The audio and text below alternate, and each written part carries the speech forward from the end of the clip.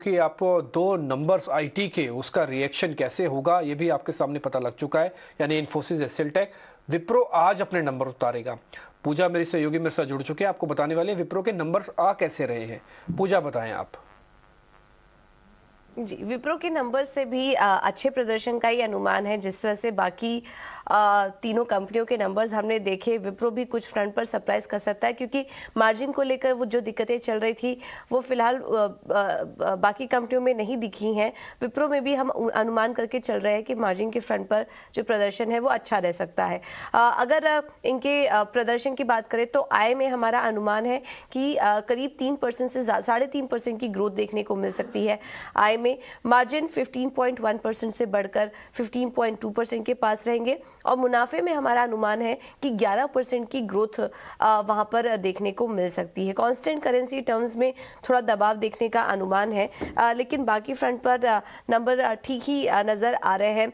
और इसके अलावा जो कमेंट्री आती है कंपनी की तरफ से वो काफी इंपॉर्टेंट होगा देखना। आय ग्रोथ हमारा अनुमान है कि गाइडेंस जो दी थी उसके लोअर एंड पे देखने को मिल सकती है। अगर इसके ऊपर आता है तो फिर काफी पॉजिटिव होगा यहाँ पर कंपनी के लिए।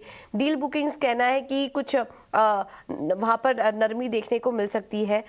जो हायरिंग रहेगी तीसरे क्वार्टर में वो काफ़ी ज़्यादा देखने को मिलेगी इस बार, क्योंकि पिछले 5 क्वार्टर से काफ़ी म्यूटेड हायरिंग थी, तो तीसरे क्वार्टर में हायरिंग भी बढ़ी रहेगी, तो उसका कुछ इम्पैक्ट मार्जिन पर देखने को मिल सकता है। इसके अलावा FY23 के लिए ओवरऑल क्या गाइडेंस कंपनी शेयर कर रही है, मार्जिन के फ्रंट पर डील विन को लेकर किस तरह के गाइडेंस देती है, और इसके अलावा कांस्टेंट करेंसी के ग्रोथ गाइडेंस पर भी क्या अनुमान आता है कंपनी की तरफ से, ये कुछ इंपॉर्टेंट पॉइंट्स होंगे जिस पर की हमारी नजर रहेगी। तो विप्रो से भी अच्छे नतीजों की ही उम्मीद हम कर रहे हैं।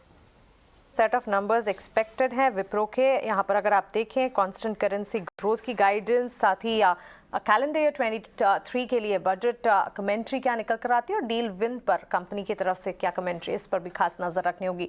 विप्रो पर क्विक चार्ट चेक। कुछ विप्रो पर आप अपनी राय दीजिए, क्योंकि लगातार हम देख रहे हैं टेक्नोलॉजी काउंटर्स में एक एक का नंबर्स आ रहे हैं। इनफैक्ट रिजल्ट सीजन की शुरुआत ही आईटी से हुई है।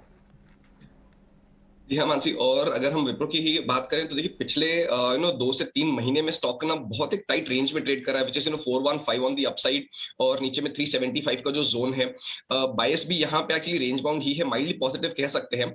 लेकिन विप्रो मेरे लिए जो पेकिंग ऑर्डर में है ये बहुत पीछे आता है। लार्ज कैप्स में HCL, इन्फोसिस और परसिस्टेंट, सॉरी लार्ज कैप में इन्फोसिस, TCS और HCL ये, और फिर हम सीधे मिड कैप की बात करते हैं विच इज परसिस्टेंट।